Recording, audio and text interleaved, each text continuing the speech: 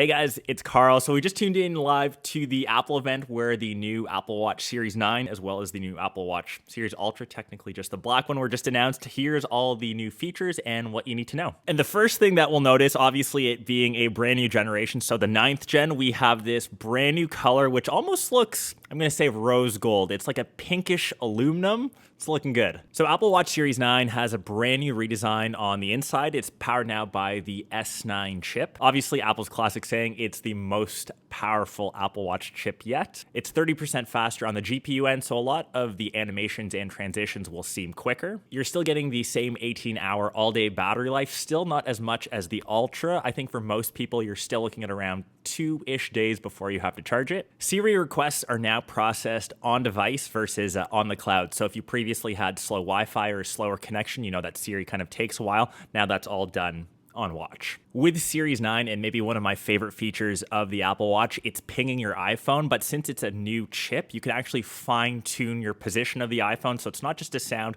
you get actual distances, kind of similar to what an AirTag has. And the overall design of the actual display is the same as Series 8, which I'm holding up, but it now gets up to 2,000 nits of brightness, so easier to see during the day, and at night it goes down to 1 nit, so not as much strain on your eyes. But like I said, the design, the actual bezel sizes are the same as Series 8. This next new feature coming to Series 9 uses just one hand. It's called double tap. So imagine you're walking the dog holding groceries. You can still interact with your watch using your two fingers, so your thumb and your index finger. So you can use double tap to, say, answer a phone call. You can scroll through widgets. It's almost like scrolling through the digital crown. I'm sure you can customize that to what you want, but that's interesting with haptics built in.